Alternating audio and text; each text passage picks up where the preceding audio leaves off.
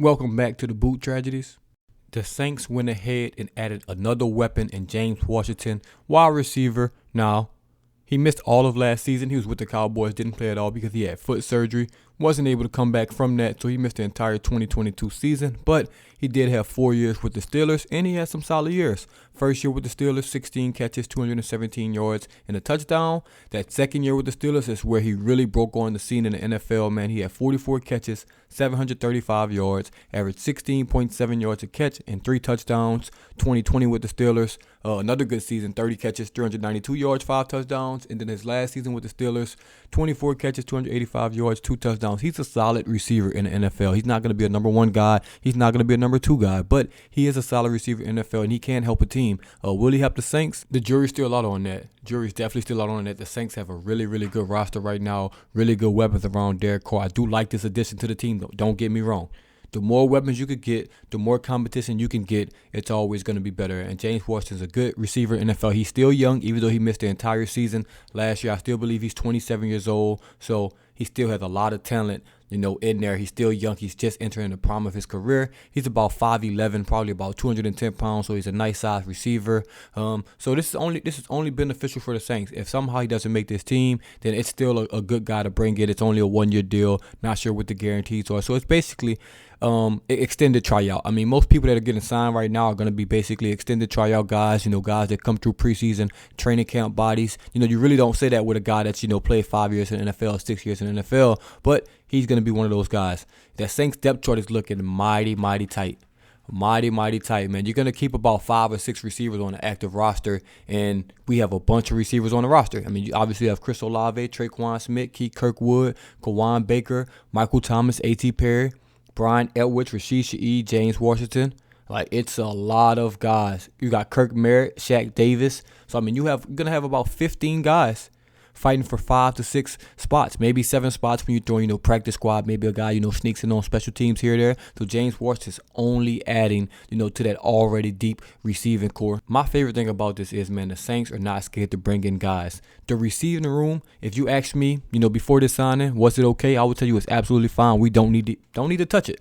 You don't need to touch it. But like I always say, man, if you think you can get better, you always bring a guy in. You always try to get better, man. If you have Pat Mahomes on your roster as a quarterback and you think you can get a better quarterback, guess what? You try to get a better quarterback. Obviously, that's not likely, but you should always try to improve your roster. That's the job of the GM. You got to go out and try to improve the roster at all costs, especially when guys are in free agency and it's a tryout basis, a camp base. You're not really spending any money. You always have to do that. Now, speaking of that depth chart, it's going to be tough for James Washington to make this team. It's not no walk in the park. It's not going to be easy. And if I had to guess just right now, today, without him even taking a picture in the Saints jersey, I would guess probably not, but I'm not 100% sure. We can go look through the roster right now, and kind of talk about it. Chris Olave, obviously, he's a lock to make a roster. Obviously, that's not going anywhere. Michael Thomas, obviously, 100% lock to make this roster. Rashid Shaheed, 100% lock to make this roster. Now, you have 3 receivers that I could guarantee you will be on that roster next season when the season starts, unless injuries, anything like that happens. Knock on wood, don't want that to happen. But those 3 guys are the only locks that I see. They are the only locks on this roster at the receiver position that I see. Now you have guys like Traquan Smith, Keith Kirkwood, Kawan Baker, Kirk Merritt. You have a bunch of guys that's been in the system, knows the playbook, familiar with the coaches and the staff. So they're all going to be trying to make this roster as well. But then you got the new guys on the block. You got some draft picks, A.T. Perry, a late draft pick. You got Brian Edwards, who just brought in free agency. You got Shaq Davis. Now you got James Washington. I think Cy Burnett is also on the roster as well. So you got a bunch of guys on this roster. And all those guys I just mentioned, they're going to be fighting for maybe 2 or 3 roster spots. And like I was saying, what I do like about this, it brings out competition and it brings new blood. And let's say James Washington, Brian Edwards, Keith Kirkwood don't make the roster. Let's just, throw some random names out there. But now you have a bunch of guys that are capable, that knows the playbook, kind of familiar with the offense already. So if, week 6, week 7, you need those guys, you can always bring those guys back in. That's why it's always good to rotate guys in and out of the system, especially during minicamp, training camp. They get to learn the playbook. They get to pick up some things. Now, obviously, if they're going for, 2 months, they're going to forget some things, but they're not going to be starting from scratch when they come back. So it's always good to bring these guys in. The top 5, in my opinion, without anyone playing a snap right now, I think the top 5 guys are probably going to be Chris Olave, Michael Thomas, Rashid Shaheed, A.T. Perry, and Traquan Smith. That's right now. I think guys can pass up Traquan Smith for that fifth spot. Like James Washington, maybe Keith Kirkwood, maybe Keith Merritt, maybe Brian Edwards, for sure. But you just never know. It's going to be a competition. But I do think A.T. Perry and Traquan Smith are probably going to be in the driver's seat right now. Traquan Smith's been there the longest. A.T. Perry was a 7th-round pick, so I think they have the most invested in those two guys. But anything can happen when you get in camp. Guys can show up. Some guys can't. You just never know what's going to happen. But it's going to be a very interesting battle in that receiving room. I'm glad we're doing it. I do even like it. We drafted Jake Haener.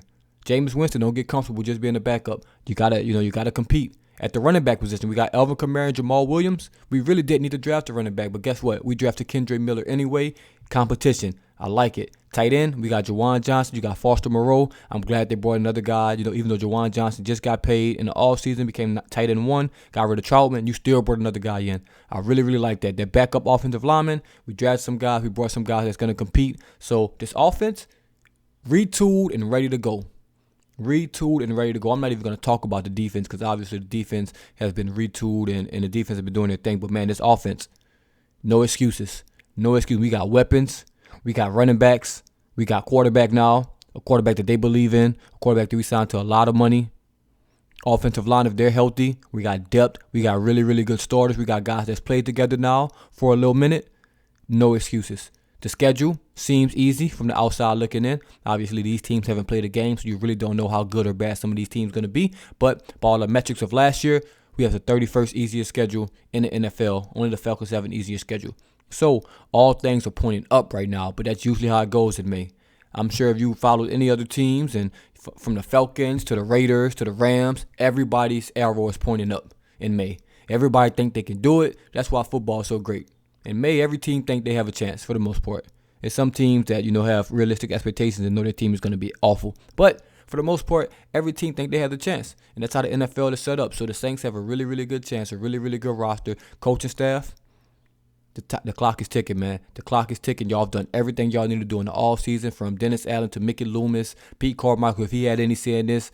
Perfect offseason. Now we just have to produce on the field. And that's it for me, man. The Saints signed James Washington, 1-year deal. Can't wait to see, what this turns out to. Can't wait for, minicamp to get started and things like that, because there's going to be a lot of competition in a lot of places. But let me know what y'all think about this sign in the comments below, man. James Washington, welcome to New Orleans. As always, this is the Boot Tragedies, and I'm out.